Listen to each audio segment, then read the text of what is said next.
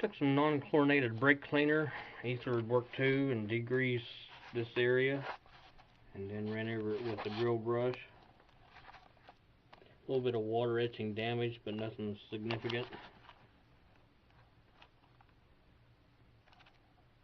And I finally degreased it with a rag with some brake cleaner on it.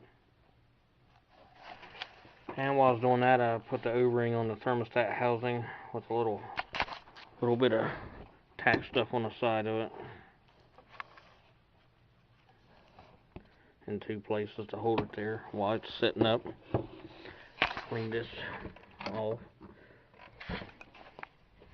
Went ahead and degreased the new water pump housing.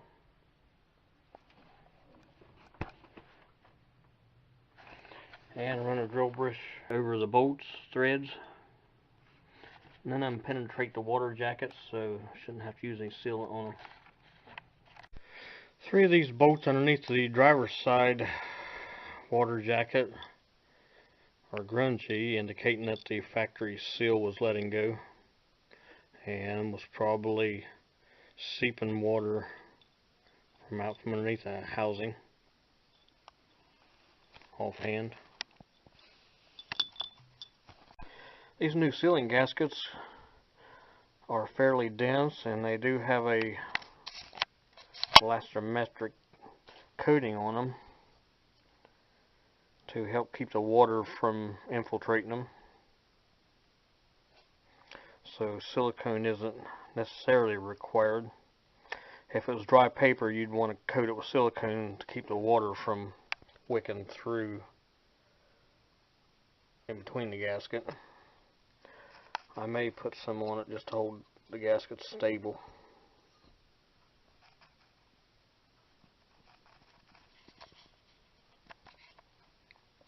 We'll feed this water pump housing in there with 2 bolts installed on each side.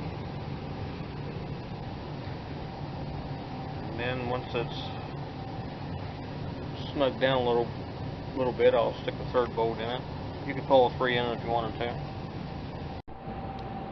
The housing's mounted on there. I just doing the 2 outer center bolts, just snug them down to about 10 pounds, and do them all stick evenly to that in a crisscross pattern.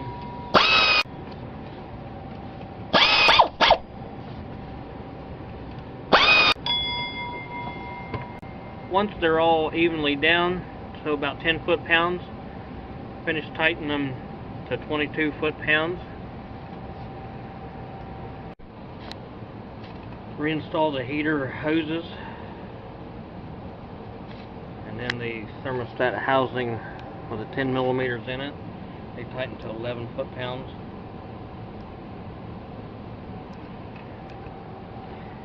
And then put the tensioner bracket back on it. Those bolts tighten down to 40 foot-pounds. Put the belt on there around the crank dampener underneath the water pump first, and then the top of the belt coming off the dampener goes around the water pump and down to the power steering and back up to the alternator. And it's bypassing this idler pulley till I smash the tensioner pulley down. And the direction of the belt is noted.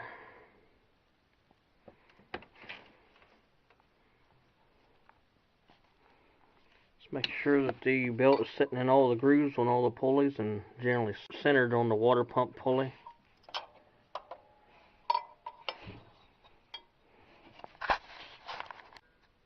It's an opportune time to look at the holes on the water pump pulley if you want to make something to hold the pulley while you tighten it down.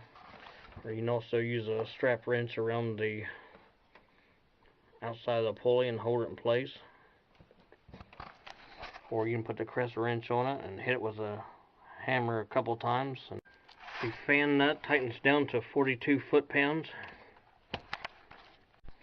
Just a couple whacks with a sledgehammer will do it.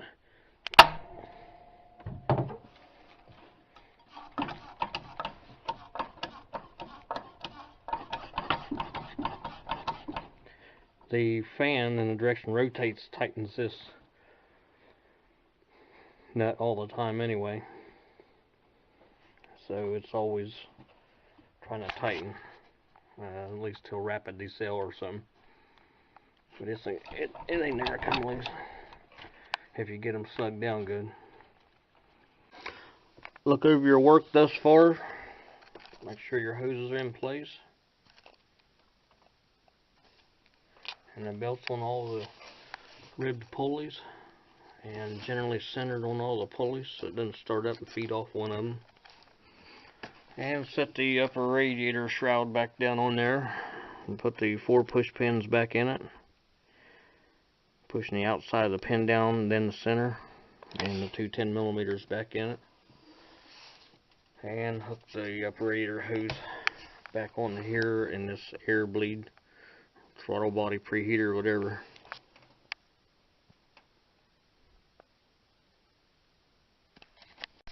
Tighten down your drain plug if you haven't done so yet, and put the hose back in the position if it's got one. Now's the time to pressure test the system if you want to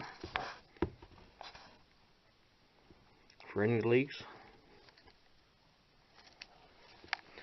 Go ahead and install the air cleaner and mass airflow sensor back into its grommets, and then tighten the clamps back down. Plug the mass airflow sensor back in.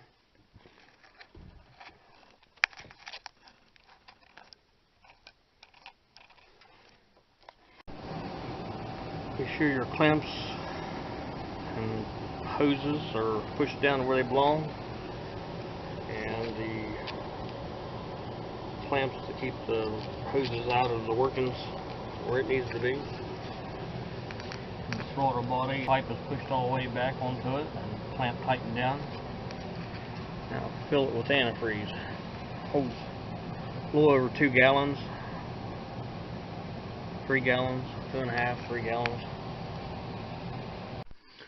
The full cold mark is this seam in the tank. Offhand, I've filled it about 1 inch above it cold. It'll settle down and probably be about on the full cold mark after it's run. Check your freeze protection depending on what area you live in. I'm setting this one for about 35 to 40 below.